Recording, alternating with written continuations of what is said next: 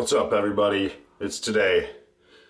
I'm going to show you how I like to wick this UD AGA-T7 so it doesn't leak out all my e-juice and make me mad. So here we go. Okay, so here we are with the UD AGA-T7, and this isn't meant to be much of a review video, more of just a demonstration on how I got past the leaking issue that I was having with mine. And if you're anything like me, I mean, basically, if you bought this thinking because it has all the great options, I mean, basically this thing has adjustable airflow, dual coil, it's got a Pyrex tank, the quality of it is excellent, and it's at a very inexpensive price. I think I got mine for $30. So the main issue, and I think that's how it's got a bad reputation, is the fact that it leaks if you don't really wick it the correct way. And I mean, by correct way, I mean, you know, the way, and I'm not saying the way I do it, but you need more cotton in it or more wicking material than is really led to believe. And I'm going to show you what I do. And basically, I took this bottom control ring off. The only other real complaint I had about it was the ring moved too easily and it would close up over these air holes, which has these two big air holes on either side. So if you take that off, I mean, and you wick this thing the right way, it really can work like a dripper, like it says. It's just that, like I said, I lost juice out of it several times when I first got it, and it aggravated me, and I pretty much gave up on it, and I think a lot of other people did as well. So anyway, I just thought I'd go ahead and show you the way that I do it, and then it may help a couple of you out, and you can pull that thing back out of the vape box. But anyway, just take the top off there, and there's going to be some residual juice in here because I have I don't ever really just vape it out completely. So anyway, we'll go ahead and get it cleaned up here in a minute. So usually there's a lot on there. Kind of need to wipe it off because it's a little tight. It can be hard to get off sometimes. Take our chimney off here. Okay, so you can see I have the stat coils. It's kind of hard to tell with the old wick in there, but I have the one on the top, one on the bottom, like they want you to do. You may be able to tell that I have that outer perimeter with cotton as well, and that's the part that keeps it from leaking. So let me go ahead and get this old stuff out of here. Basically, we got one across the top,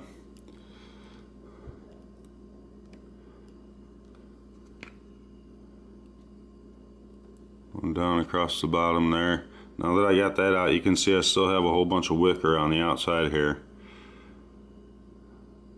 See that there? So I mean, that's kind of, now that it's wet, you can see how much I had in there, which may have been a little too much, but I didn't have any problems with dry hits at all, so it wasn't that big of a deal apparently.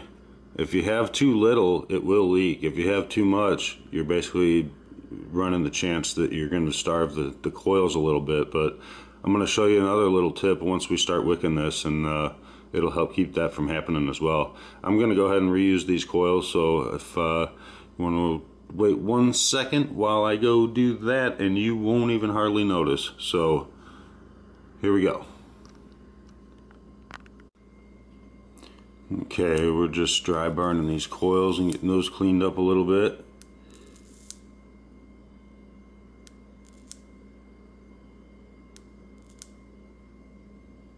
So now you can see a lot easier how we got them in there, which most of you probably know how to do it by now.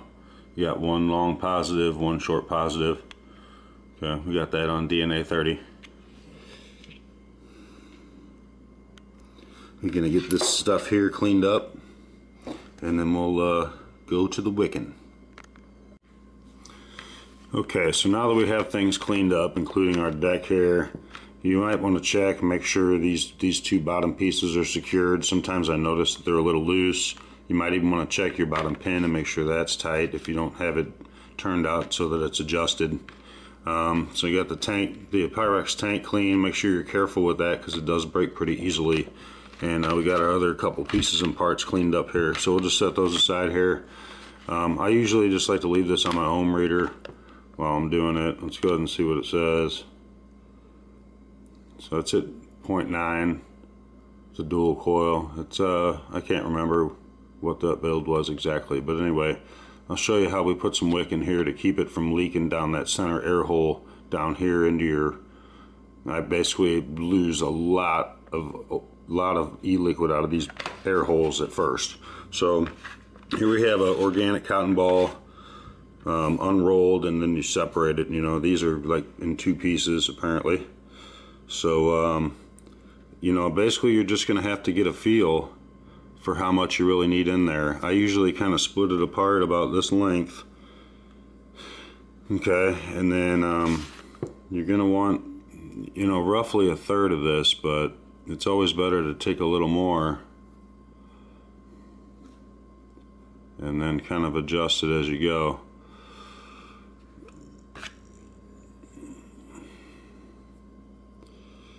Alright, so you don't want to twist this up a whole lot really, because you don't want to have to wedge it between these posts on the side here, which you're going to see.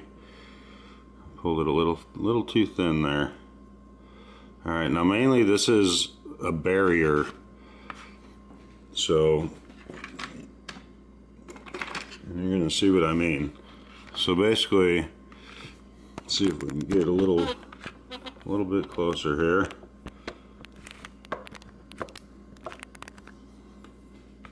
Okay, so basically around the outside here, you're going to put it down between the posts and the side wall of the deck there, and just go around the outside like so. And then when you get back to where you started, you know, you can use scissors if you want. I usually just pull it off there like so. Okay, now you don't want to put too much, like I said, but you're going to see in a minute here, it leaves a little room for error, because you're going to use your top wicks. What you're going to want to do is where the channels are at here for the liquid to go through, you're going to want to push the cotton back away from these holes, or these chamfered spots. And then when you put your wick through your coil, you're going to put that on the front side of that. So the wick from the coil is actually in that channel. Alright, so here we go. We're just going to push that away a little bit. Away from those chamfered parts. Okay. Then you're just going to wick your coil like you normally would.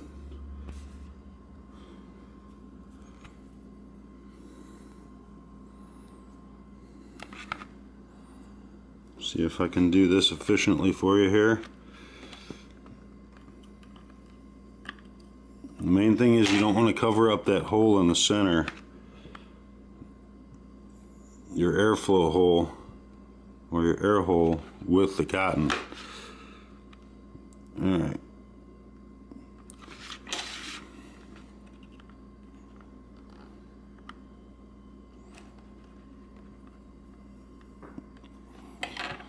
Alright, now basically on the lower one, and I always use scissors for this part, but on the lower one I usually just cut it right with the outside of the tank, or the atomizer, just right on the outside, because you don't want to end up adding too much here. And then basically you want that in front of your wall. Make sure you do your lower one first, because it's a lot harder to do the lower one if you've already done the top one. So now, like I said, you wanted to push that one between the wall and your cotton wall, so it gets to your wick part first. So it gets to the cotton that's going to the coil before it gets to your barrier cotton.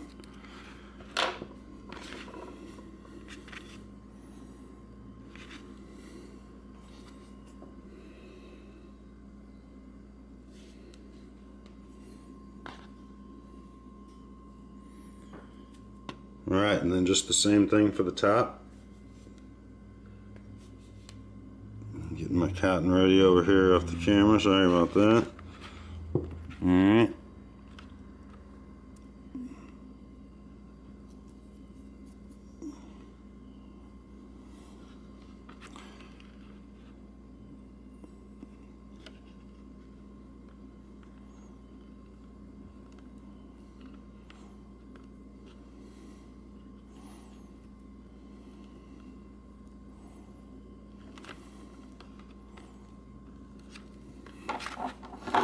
Okay, now you gotta make sure you make this one just a little bit longer because it's gotta obviously reach down farther.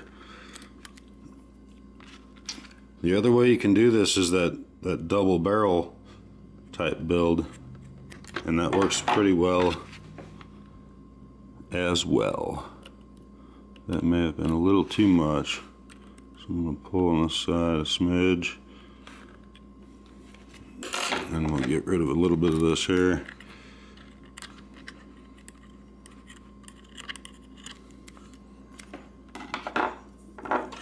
Okay, it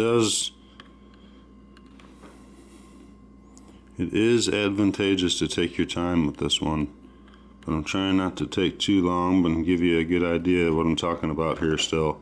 So at this point, you know, it's pretty hard to even see in there to the air hole, which is fine, but you know, the main thing is get those wicks off the coils in front of that barrier right there at that juice channel hole, and then the barrier part will keep it from just totally leaking out.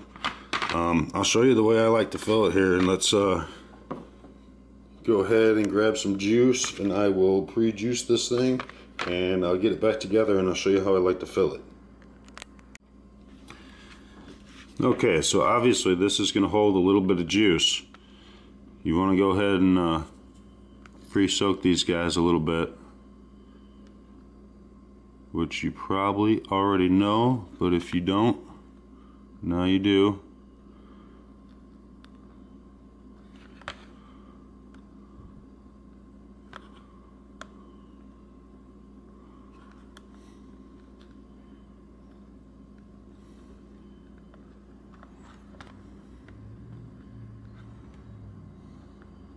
Okay, just try not to disrupt things too much. Okay, then after you get that done, we go ahead and put our chimney on here.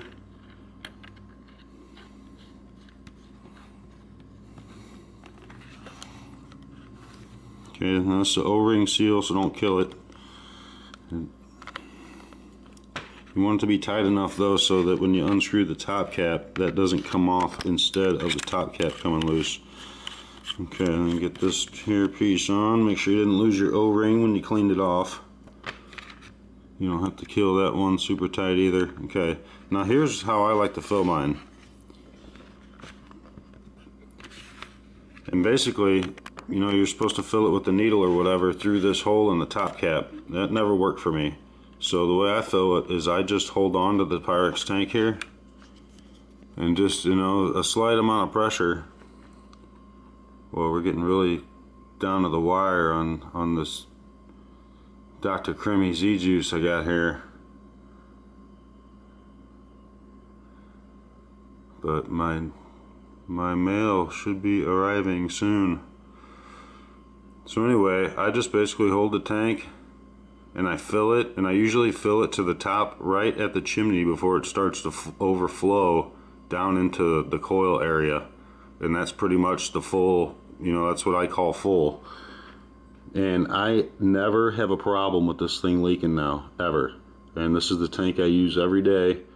Like I said, if you bought one like I did and it sounded awesome, but then it just leaked and it pissed you off and you set it aside and forgot about it, you know, I'm not saying I don't want you to lose any juice either, so don't be mad at me, but if you do it like this, I'm telling you, I haven't had any issues with it. Oh, there I go, knocking the camera on. Alright, so anyway, I just do it like that. Then I just go ahead and screw this top cap back on.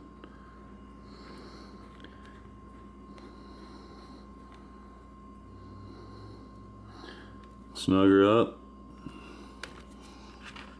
And that's that. And you know, I tried it using the needle with this thing at 12 o'clock, the fill hole. I tried that several times, and even when I had it wicked my way, or not my way, but this way, it still kind of leaked out when I was filling it. So that works best for me, like I said, as far as filling it, and I haven't had any troubles with it, because usually filling it was when I was losing all my juice. So anyway, like I said, the other thing, if this, this air ring, the main problem is in the dark. It'll close up, and then you can't see jack when you're trying to reposition it, and it's just a real hassle. So I just took that thing off because I like the full throttle air on it anyway. So there you go. That's how I wick up that UD AGA-T7. I mean, really, it only takes a few minutes before this thing's ready to rock and roll, and even a couple primer puffs might help it out. But so there you have it. Hope you liked this video. Like it if you liked it, and subscribe, and share, all that good stuff like that. And stay tuned for more. Thanks for watching. So there you have it. That's how I fill and wick my UD AGA-T7.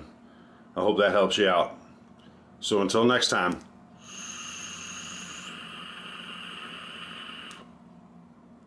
I'll see you then.